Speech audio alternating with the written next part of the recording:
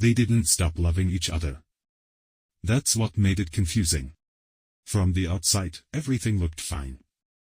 They paid bills on time. They planned weekends. They remembered birthdays.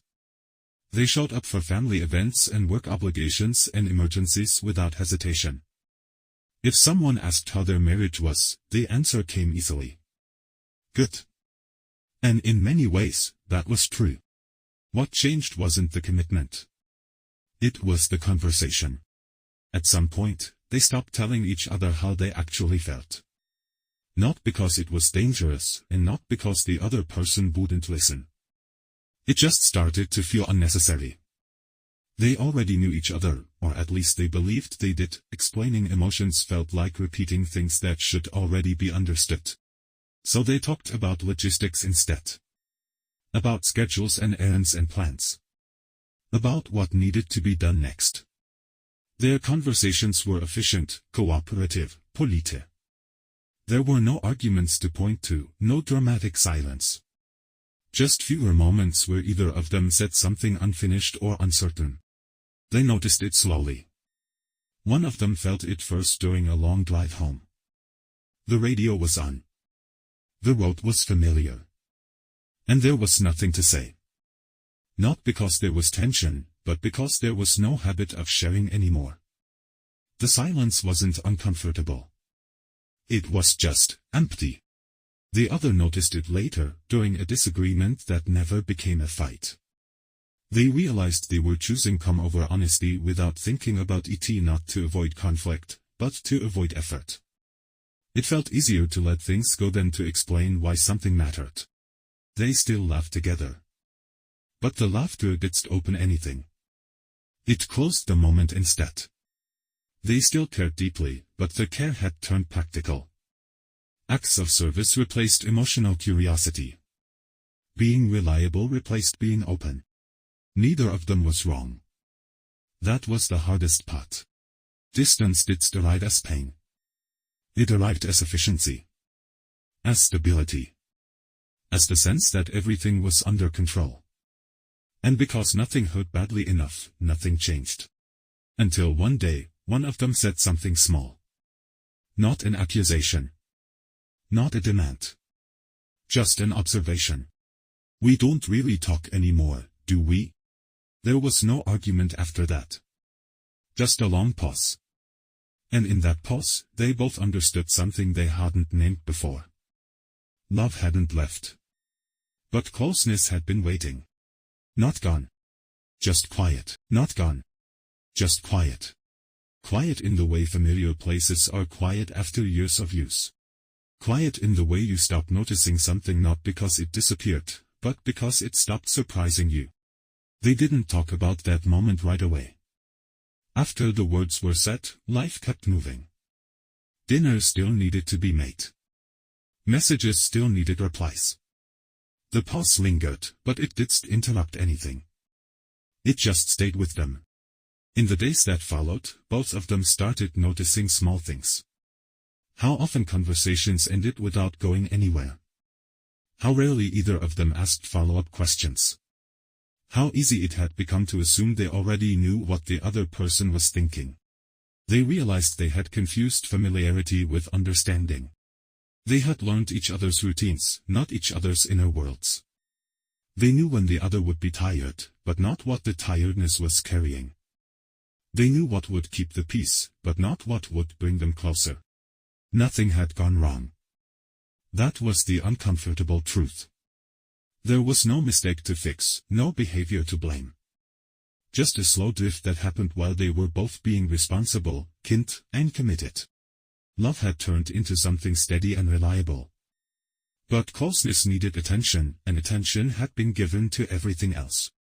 Sometimes one of them would almost say something honest. Something unfinished. Something that didn't have a clear point.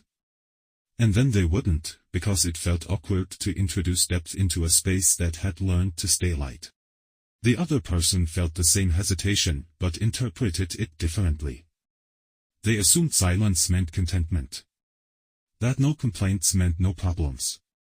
That calm meant connection. They were both protecting the relationship in their own way. That realization didn't fix anything. But it changed how they saw the distance between them. It wasn't a failure. It was a pattern they had drifted into together.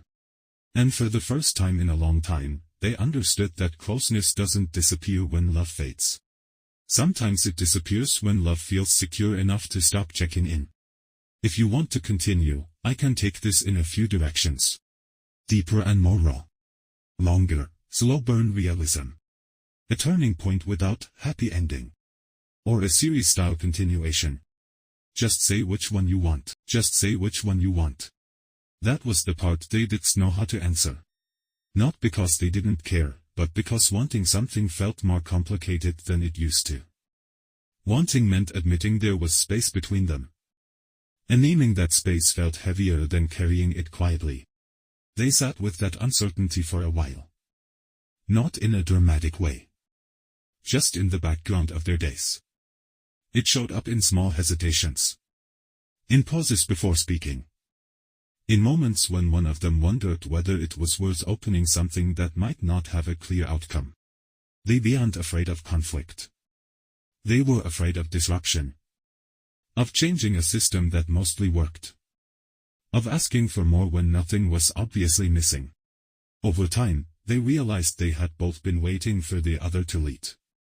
To say something first. To decide whether the distance mattered enough to be named. And in that waiting, silence had been doing the choosing for them. They began to understand that distance doesn't always come from neglect. Sometimes it comes from care. From trying not to burden each other. From assuming the other person is fine because they haven't said otherwise. That understanding didn't turn into a big conversation right away. It softened the way they looked at each other. It made their silences feel less empty and more informative. They noticed how often they protected each other from their real thoughts. How often they edited themselves for the sake of smoothness. How being easy to live with had slowly replaced being emotionally present. Neither of them wanted to go back to how things were before. They weren't chasing nostalgia. They just wanted to feel known again. Not constantly. Not intensely. Just honestly. And that realization did demand action. It didn't rush them toward solutions. It simply stayed with them, changing how they moved through the same routines. They were still married. Still committed. Still choosing each other. But now, they were aware that closeness isn't automatic. It's something you notice first. And then, maybe, if both people are willing, something you choose again. They didn't decide anything right away. Awareness doesn't usually arrive with instructions. It just changes the way ordinary moments feel. After that realization, the same routines continued, but with a slight shift underneath them. Nothing visible. Just a different weight to certain pauses. They started noticing when they avoided certain topics, not because they were dangerous, but because they were personal. Feelings that didn't fit neatly into problem solving. Thoughts that didn't have a clear point. Those were the ones they skipped most often. At first, neither of them tried to fix that.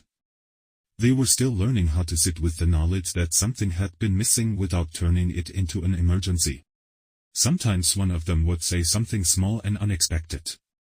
Not a confession. Not a demand. Just a sentence that wasn't practical. A comment about feeling tired in a way that wasn't physical. A memory that didn't connect to a plan. The other would listen, slightly unsure of how to respond, but present. Those moments didn't transform the relationship. They didn't restore closeness overnight. They just interrupted the pattern for a second. And that interruption mattered more than they realized. They began to see how much of their communication had become transactional. How often they spoke to coordinate instead of connect. It wasn't wrong. It just wasn't enough anymore. There were days when the distance felt smaller. Days when it felt exactly the same. Progress didn't move in a straight line. Some conversations opened things up. Others fell back into familiar grooves. What surprised them was how much effort it took to be emotionally present. Not dramatic effort. Quiet effort. The kind that doesn't announce itself and doesn't come with immediate results. They learned that closeness isn't about saying the right thing. It's about staying with a feeling long enough to let the other person see it. That kind of staying felt unfamiliar at first. They were careful not to turn this into blame. Neither of them wanted to frame the past as a mistake. They had built a life that worked. That mattered. They didn't want to tear it down in the name of being more open. So they moved slowly.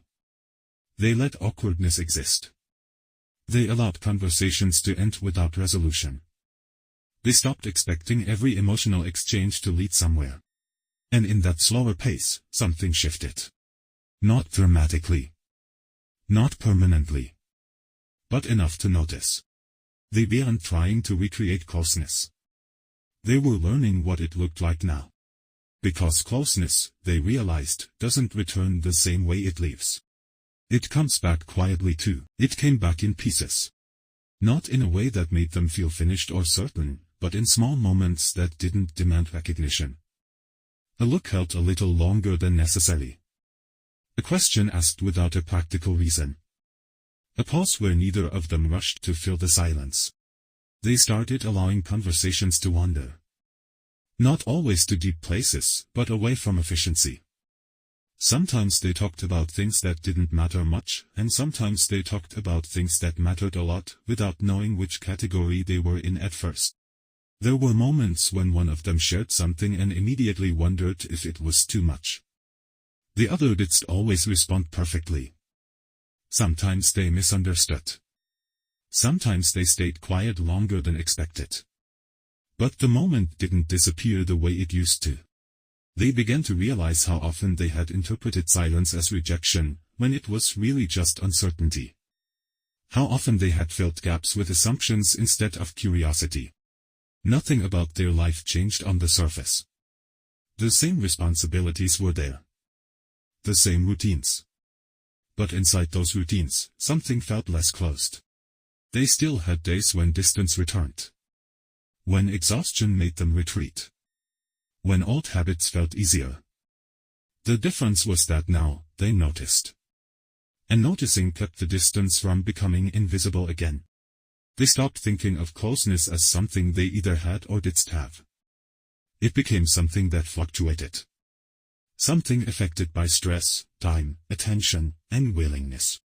There were still things they didn't say. Not because they were hiding, but because they were learning what was theirs to carry and what was meant to be shared. That distinction took time. They weren't aiming for constant emotional intimacy.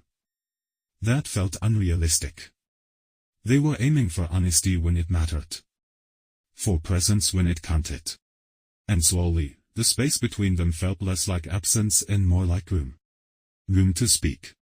Room to listen. Room to not know exactly where things were going. They didn't call it healing. They didn't label it progress. They just lived inside it, adjusting as they went. Because real closeness, they learned, isn't loud. It's built quietly, the same way it fades. They didn't celebrate it when they felt closer. There was no moment where either of them said, "This is better now." Mostly because they knew how easily that feeling could slip away again.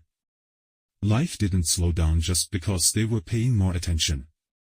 Stress still showed up. Fatigue still shortened patience. Old habits still resurfaced when neither had the energy to do anything different.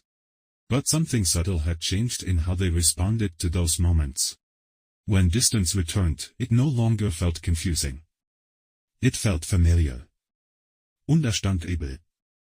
Like something they recognized instead of something that quietly took over. They could feel when they were slipping back into coordination mode instead of connection mode.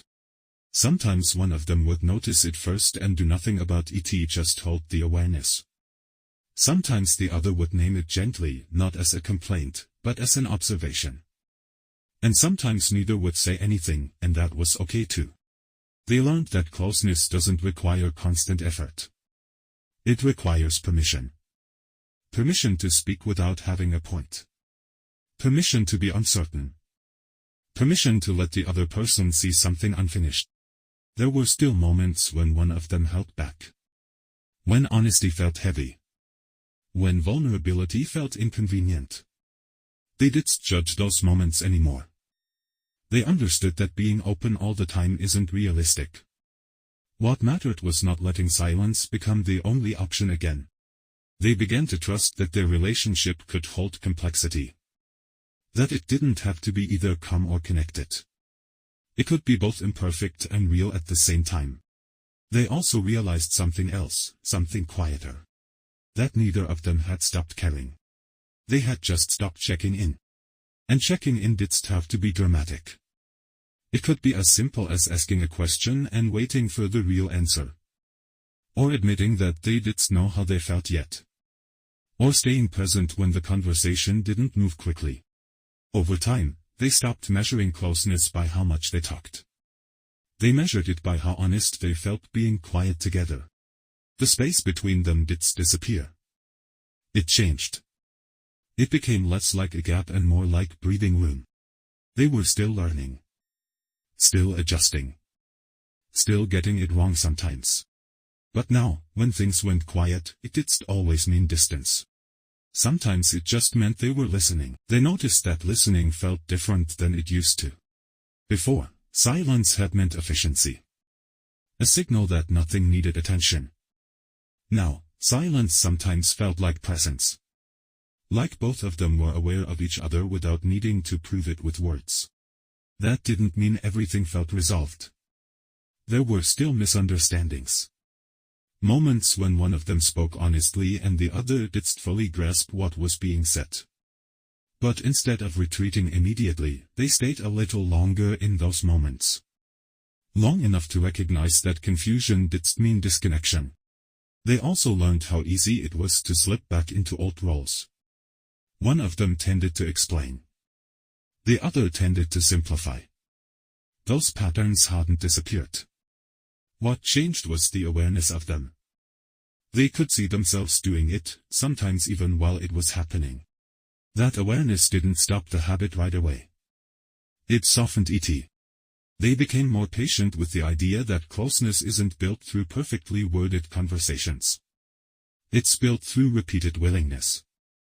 Through showing up again after moments that feel slightly awkward or incomplete. Some days, emotional connection felt close and natural.